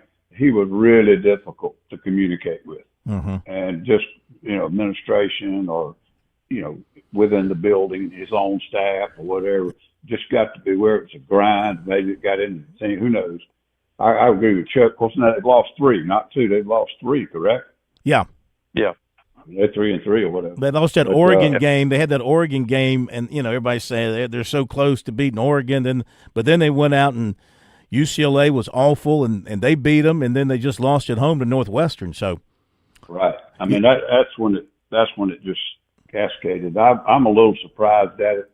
Every time I get on one of these podcasts or radio things, something, the whole conversation goes, they can't fire coaches like they used to. Now they got to pay players, got to pay this, got to pay that. There's always somebody out there that's got about $30 million they don't need. I don't know who the hell they are, but I need to find one of them too. Yeah, I'd like to meet them and shake hands. All right, guys, we thank you very much. Coach Reedy, always a pleasure. Yes, sir. Thank you. Coach Johnson, always great having you with us. Y'all have a great week. Always fun. We'll talk to you next week. We appreciate the two of you. You'll Thanks, never fellas. know how Thank much. You'll never know how much. Just don't check your bank account because you'll never know how much. I keep looking in the mailbox to see if checks arrive, but I never get nothing right now. I'm still mailing them to your Columbia address. They can't. The postman can't find you. They can't find you. You're hiding up there in Central. We can't find. All right, we got to go. Thank you very much. Great having y'all with us, Coach Chuck Reedy and Coach Ellis Johnson. That is Chalk Talk tonight here on Sports Talk. All right, we got recruiting coming up. A little basketball for you as well. We'll be back in a moment. Don't go away.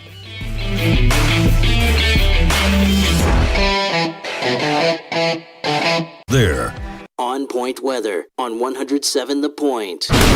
Here's tonight's forecast. Clear and cool this evening with a low temperature dipping down to 55. Tomorrow's absolutely gorgeous. Sunshine throughout the day. The high temperature tops out at 77. We'll have more of the same. Sun in our skies all day Friday and Saturday. Things do change on Sunday. Clouds roll in. Some afternoon showers are possible. Weekend high temperatures hover around 80 each day. I'm Cal Moss with your On Point local weather. Hey y'all, this is Ted at Flight Deck Restaurant. We are now introducing a fast and price breaker lunch special menu. Pick any item for only $9.95. Here's what we have to offer. Single grilled pork chops, spaghetti with house salad garlic bread, single grilled chicken, chicken salad cold plate, chicken tenders, small Greek salad, grilled bacon and cheese, small chef salad, pepperoni pita pizza, small chicken tender salad. All meals except salads come with one side. Come and enjoy a delicious lunch for only $9.95. Serving from 11 to 2 every day. Flight Deck Restaurant in Lexington. Thanks, y'all, and God bless. With SRN News, I'm Keith Peters in Washington. Journalists at the Pentagon turned in access badges and cleaned out their workspaces on Wednesday. The price for refusing to agree to new restrictions on their jobs being removal from being at the seat of U.S. military power. The refusal was near unanimous from trade publications, wire services, television networks, and newspapers, and included outlets that appeal largely to conservatives like Fox News Channel and Newsmax. Israel has received the remains of 2 more hostages after they were transferred by the Red Cross from Hamas. Their arrival in Israel on Wednesday came hours after the Israeli military said that one of the bodies previously turned over was not that of a hostage.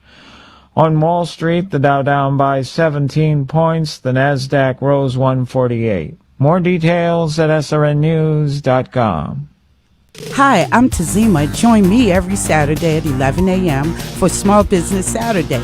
We'll celebrate business owners in our community while learning their stories of success and failure. It's Small Business Saturday right here at 100.7 The Point. I bet you've heard us say this, you can't pick your power company. So how can you control your power bill? By partnering with Ken and his local team at Broker Solar. Ken, our power is not getting any cheaper. So every year there's typically a rate increase that happens, and the utilities claim that they want to keep up with their operating costs. Now, Broker Solar allows you to take control of that cost, own your power, create it, store it, and then use it when you need it. There's special solar financing that would take advantage of the tax credits. You can have several options on how long you'd like to pay off your solar system and how quick the return could be. No two homes are the same, so you work with homeowners, business owners to fit their needs based on how many solar panels they need and even where they want the panels to go. Most folks prefer it on the roof, but some don't. We frequently get asked about solar on the ground or even on a separate solar structure like a carport or a lean-to that comes off the house. Call Broker Solar.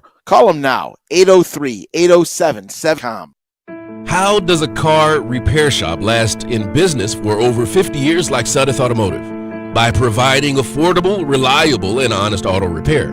But if you ask them, they'll tell you it's their loyal customers who come back time and time again to entrust them with their car repairs, well-trained technicians, service packages, and monthly specials. Isn't it time you become a customer? Call or come by at 1410 North Millwood Avenue or make an appointment at SudethAuto.com. Ready to enjoy retirement as you've always dreamed? The Village at South Lake invites you to embrace a vibrant, independent lifestyle in Lexington's premier senior community. Spacious apartments, chef-prepared dining, endless activities await you, plus a caring team dedicated to your well-being. Discover a place where you can thrive, socialize, and relax without a worry. Call 803-356-1158 now and schedule your personal tour. It's your time. Live independently and in comfort at the Village at South Lake. This is Fran Halloran, the Money Coach. Grow with the point as we build on 10 incredible years of community local radio. We've built an environment where our listeners are our family. Are you a small business with big dreams? Join the tremendous stable of advertising partners at The Point. Connect with Kevin Cohen and brainstorm a tailored strategy to escalate your business growth using the powerful platform of The Point. Call Kev directly at 563-8558. Teaming with The Point, you can make the next year your best year. Hello, this is Stacy Huff, host of Huff Nation Sports Zone, each and every Saturday, 10 to 11 a.m. right here on 100.7 FM, The Point, and also 1470 a.m. It'll be a fun trip around the world of sports. Huff Nation Sports Zone, check it out. The Sports Talk Recruiting Report is sponsored by Seawells Catering.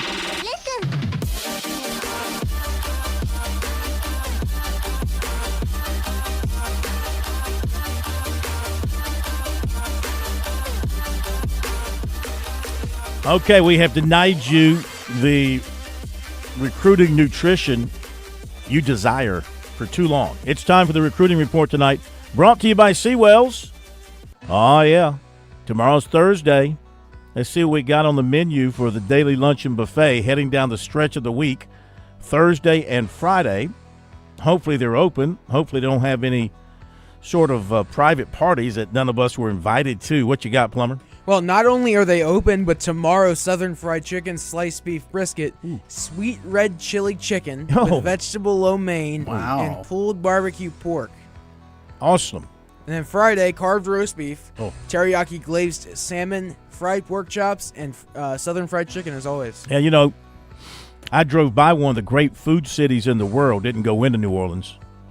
But you won't find a menu like that in New Orleans, okay?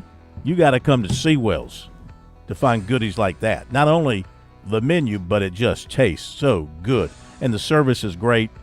Make sure you get to Seawells and enjoy the daily luncheon buffet the rest of the week from 11 till 2 for your special event this fall, or maybe you're making plans for next year in 2026.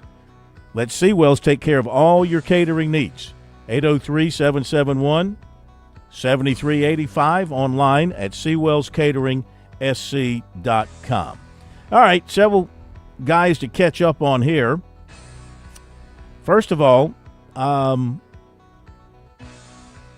did we even mention, let me think here, did we even mention the other night that Clemson got a basketball commitment over the weekend from William Stevens. Yes, I think he did. Did I mention that? Okay. Beat out you had it in the Vanderbilt. story. I know he wrote the story. I can't remember if we mentioned it on the show. So anyway, just to make sure, they did get the commitment from 6'10" Will Stevens of Lake Norman, North Carolina. Basically picked Clemson over Vanderbilt. He had also considered South Carolina, Davidson, and St. Mary's. He also had offers from Virginia, NC State, Cincinnati, Wake Forest, Mississippi State, Texas Tech, West Virginia, Iowa, and the College of Charleston. Over to football, Clemson in on linebacker Quentin Cypher, 6'2", 220 out of Raleigh. Ben Boulware, Clemson linebackers coach, been on him really hard since the Tigers got a chance to see him play in a game, see him in person. They saw him in camp as well. And he likes the Clemson staff, says he really loves the Clemson coaching staff and loves what they have going on there at Clemson, and believes that they're doing things the right way. Despite the slow start for the Tigers, still believes they're doing things the right way. He has been to LSU. He was there this past weekend. He's also been to Ohio State, which he considers a top school in his recruitment, Ohio State.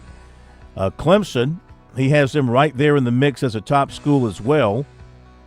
And Ben Boulware, as we mentioned, was by for a recent game to scout him in person. So Clemson has, South Carolina has also been heavily involved with Cypher. Also, they've been recruiting him. And he has had a short list with South Carolina on there and Clemson, Tennessee, LSU, Texas A&M, Georgia, Alabama, and Ohio State. Also, Wisconsin, Duke, and North Carolina. He plans to visit USC for the Alabama game and the Clemson games. He was in for 2 USC games last season. Through 7 games this season, he has 87 tackles, 25 tackles for loss, 2.5 sacks, and 2 interceptions. His teammate is Rashad Streets, 6'4", 230. This Millbrook team in Raleigh, they are loaded with players. And, again, Clemson and South Carolina have been involved with him. Again, Clemson with Ben Boulware having been on campus to see both Streets and his teammate. The Tigers have made a big impression on him as well at this point. He was at Clemson for their opener against LSU, and he was at Florida State for their Miami game, and he has trips planned to see South Carolina, Ohio State, Georgia, Oregon, and Nebraska. Those schools, along with Clemson, are getting the visits because he considers those schools as the contenders right now, the primary contenders for his talents. He has 29 tackles, 13 tackles for loss, 5.5 sacks, and 15 quarterback hurries this season. He's caused 4 fumbles and recovered 2. Greenville defensive end Franklin Whitley was offered by Tennessee on Tuesday, and he will take his official visit to South Carolina this coming weekend, according to Hale McGranahan of the Big Spur. Whitley's coming off an official visit at Florida State. He has also scheduled an official visit to Alabama for November 15th. 2027 receiver Aiden Starling of Houston, he named a top 5, South Carolina, Georgia, Texas, Missouri, and Ole Miss. He decommitted from Houston earlier today. 2028 defensive tackle Prince Che, 6'4", 275, Thomasville, Georgia, will be at Clemson Saturday, or plans to. 28 receiver Keith Nolan Jr., 6'2", 189, Stonebridge, Virginia, plans to be at Clemson. 2028 quarterback Ty Page, 6'2", 200 of Atlanta, plans to be at Clemson. 2028 offensive tackle Kamel Tillman, 6'6", 296 of Rockingham. He plans to be at South Carolina Saturday. 2028 running back Michael Martin of Christ Church, he plans to visit Duke Saturday. Other football news. 27 safety Davion Jones of Charlotte named a top 7. USC, Clemson, Georgia, Florida State, LSU, North Carolina, Tennessee, and Vanderbilt. 27 defensive end Anthony Sweeney of Olney, Maryland, was offered by Clemson the end of last week. 27 athlete Justin Murphy, 6 feet 192 of College Park, Georgia, Plans to be at South Carolina Saturday per 24/7 Sports. His first visit, he also visited Vanderbilt this season. He wants to play quarterback in college, and the Gamecocks and the Commodores are recruiting him as such. 27 linebacker Caden Henderson, a Clemson target from Tampa, plans to be at Alabama Saturday. West Florence linebacker Romello Patterson was offered by UCLA. He's been committed to Coastal Carolina since the summer. Basketball, 2027 6'7", Marlon Martinez of Orlando will take an official to South Carolina this weekend per Jamie Shaw of On 3. And in baseball, Clemson received a commitment from 27 right-hander Logan Bristol, 6'3", 220 of Boca Raton, Florida.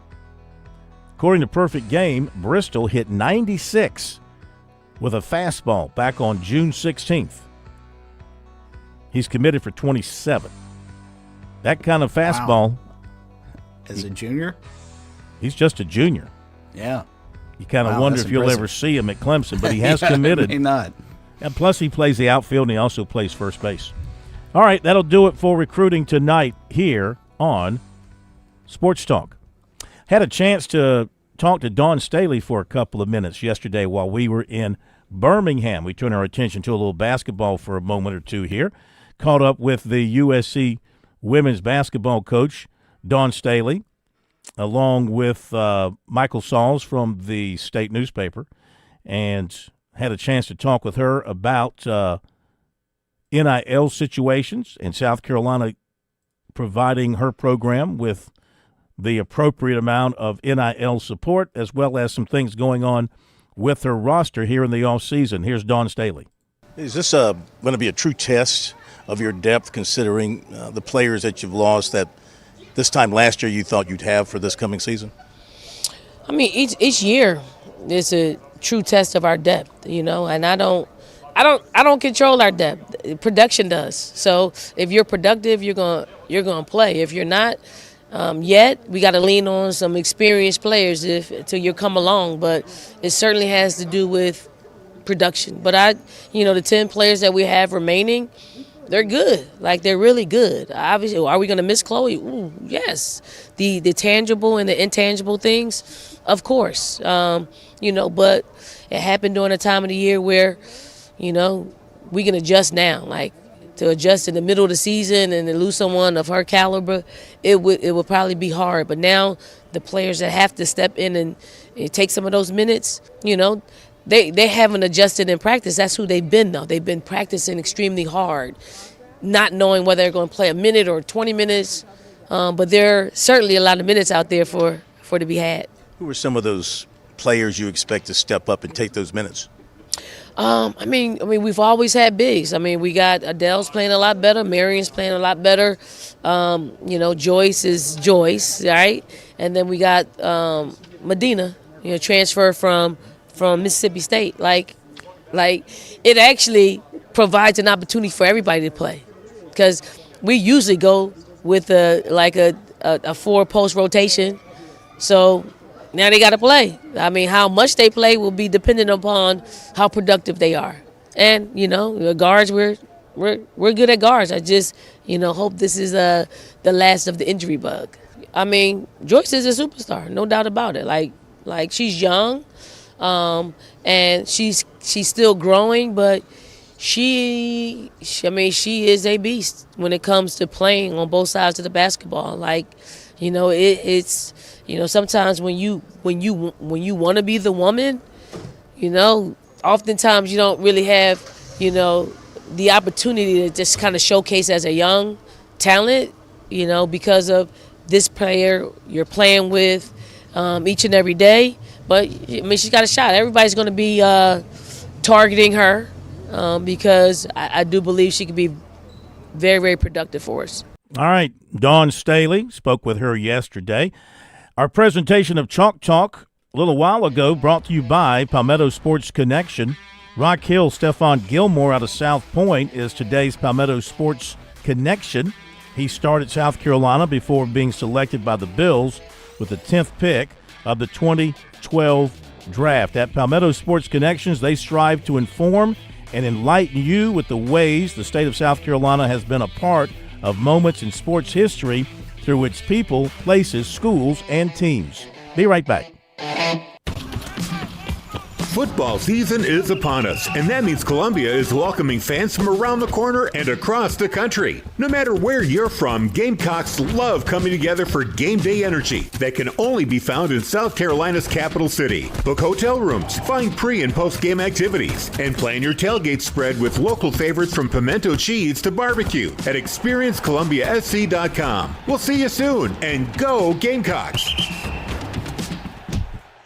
You work hard for your money. Shouldn't your money work hard for you too? Think about all the hours you've put in, the late nights, the early mornings, the dedication to your craft. Now imagine those dollars doing some of the heavy lifting for a change, growing quietly in the background while you focus on what matters most. Whether you're saving for a dream vacation, a new home, or just building a cushion for peace of mind, putting your money to work is one of the smartest moves you can make. Open a certificate at Founders Federal Credit Union and earn more with your savings. For a limited time only, Founders is offering 18-month certificates at 4.32% annual percentage yield and 18-month IRA certificates at 4.58% annual percentage yield. To get started, visit foundersfcu.com/dividend rates or one of our many convenient office locations. All you need is $500 to get started, but don't delay. These rates won't last. Open your certificate today. Your future self will thank you for opening a certificate at Founders. Federally insured by the NCUA. Membership qualification required. $500 minimum balance. 18-month term. Dividends compound quarterly. Terms and conditions apply. See website for details.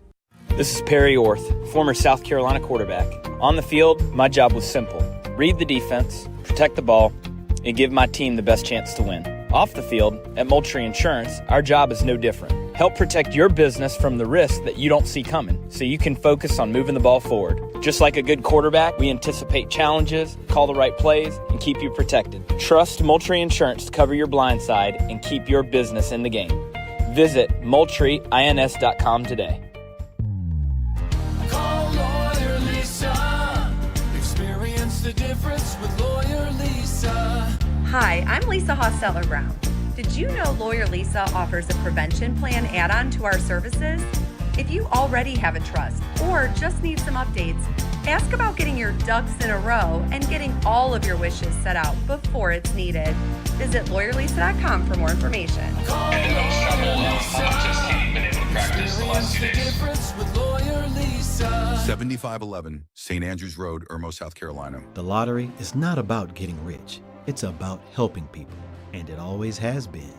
The lottery is what helped raise the Great Wall of China, build the roads of Rome, and today in South Carolina, it's what generates millions of dollars each year for scholarships like the SC Hope, Life, and Palmetto Fellows. The South Carolina Education Lottery is investing in you. Visit sceducationlottery.com/betteryou to learn more. When South Carolina's best high school football players take the field at the Touchstone Energy Cooperatives Bowl, they're backed by a powerful team of their own. As proud title sponsors, your local co-ops celebrate more than just a game. It's a tradition where talent shines, where teamwork matters, and where community spirit takes center stage. Don't miss the 78th Touchstone Energy Cooperatives Bowl, December 13th at Doug Shaw Memorial Stadium in Myrtle Beach, powered by your electric cooperative.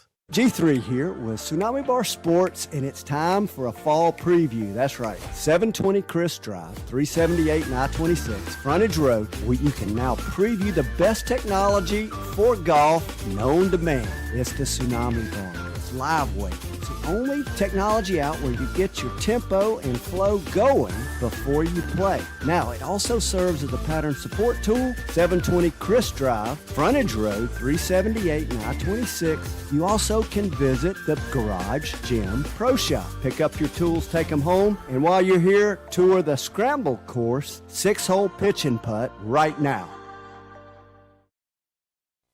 Your home is where your memories live. It's where you laugh and where you love. We understand the importance of the valuables under your roof, tangible and intangible alike. So no matter what's around the corner, we'll be there, offering you and your family the support that's made Farm Bureau Insurance a trusted name for nearly 70 years. You deserve more. You deserve a promise. Learn more at scfbins.com. Call me, Alex Satterfield at 803-749-9171 for all of your Midlands insurance needs. Straight Up Sports is simply all sports, all the time. Straight Up Sports is a collection of retired and award-winning sports writers and sports broadcasters from around South Carolina, like Bob Gillespie from the State Newspaper, Scott Kiefer from the Greenville News, and Marv Sturgis from ESPN Upstate. Straight Up Sports is about the stories, just like the days gone by with no editors nor managers involved. Check us out on Facebook or Twitter or online at straightupsports.net.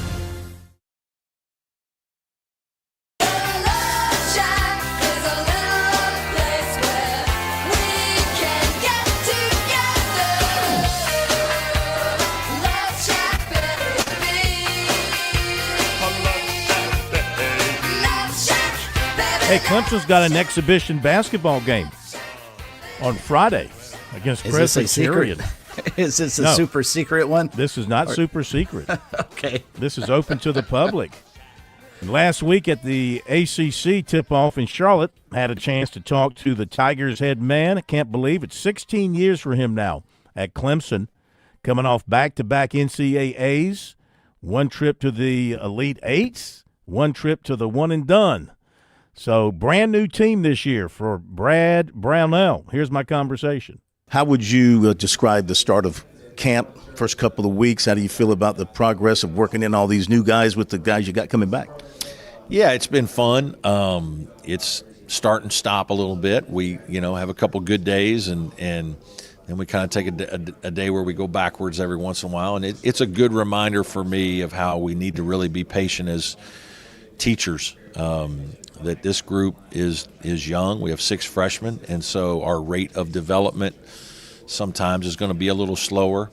I talk to our team all the time about, hey, we got to keep this thing moving. Like the train has got to get moving, and we got to shift the speed here a little bit soon because the games are coming. But at the same time, you really got to know what it is that you're teaching to these kids, and we have to identify what they're good at, how they can be successful, and so.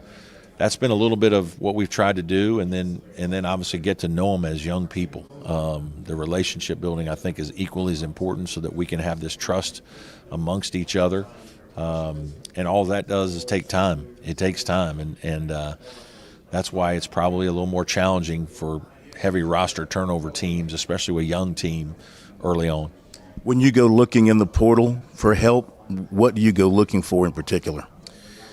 You obviously got to have some needs. What are your needs? We knew we needed big guys. We've had very good big guys here recently these last, couple seasons. And I think because we've had good big players, we were able to attract some guys in the portal that look at Clemson and see the P.J. Halls and the Victor Lockens and the Ian Shefflins, and they're like, hey, those guys, they touch the ball. Those guys they get shot opportunities. They have great stats. They have usage rates that are high.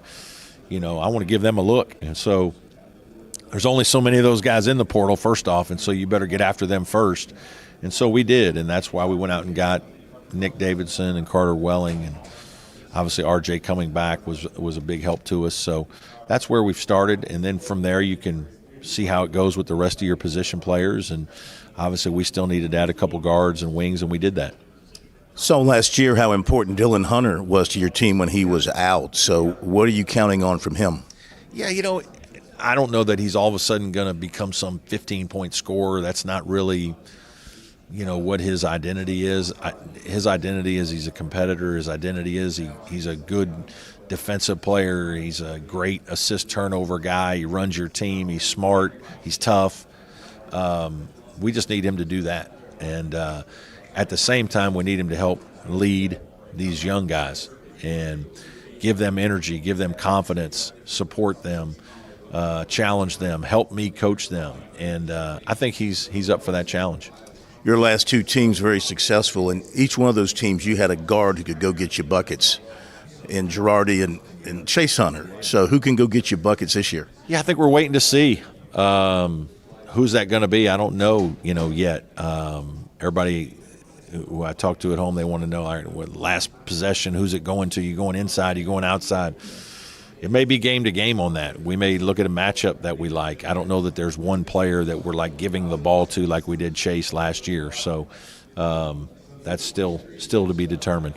Do you like the defensive approach of your new guys? Are they buying into your defensive philosophy? Yeah, we still need to be a little more physical. We have to, some of that comes with age and physicality of understanding. But I like our speed on the perimeter. I think we can pick up full court. I think we can be disruptive, and I think we're going to need to be. Ian Shefflin, the answer to a trivia question. Yeah, who knows what his future holds. Is it NFL? Is it basketball? We'll wait and see. But he's the only Clemson athlete. Did you know this? The only Clemson athlete to win in Chapel Hill in football and basketball. How about that? That's a great trivia question. That's good. It's a good bar bet. There you go. Brad Brownell hangs out at bars. He just mentioned he does bar bets. How about that? Of course he does. He coaches 18 to 25-year-old kids. Hey, real quick, let's go to Tom in Myrtle Beach. Appreciate the patience. We got about 90 seconds. Welcome in, sir. How are you? How you doing? I have a crazy idea. Lenore Sellers, if he stays in Carolina for another year, I don't even think he'll get through this season without getting beat up. There's no receivers. My solution, transfer to Clemson. Dabo needs a quarterback. Dabo needs to convince people he's changing with the times, and what better way to add Lenore Sellers as your transfer portal quarterback. Clemson doesn't have a quarterback on that roster that is extremely good. I mean, the guy they have backed up, if he was that good, he would have been somewhere else by now. Hey, we'll talk about that down the road. Something. That would be something. Could happen. Nothing would surprise me anymore. See you tomorrow. There's a lot of things we take for granted in our lives. Your home's AC will run cool. Your drive-through coffee will be hot. And the car will start when it's time to take your kids to school. It's when things don't go as planned that you start thinking about who to call and where to turn.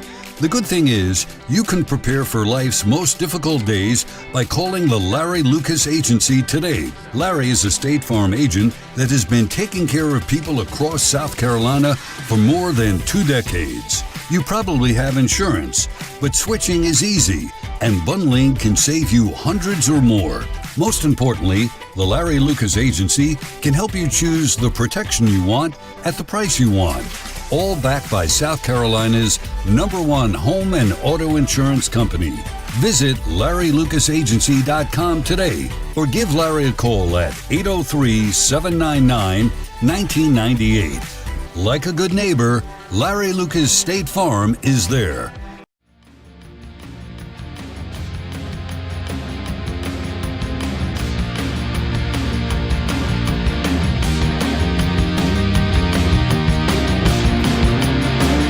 WQXL Columbia, W264DF. From the Bart Fireside Studio, the solution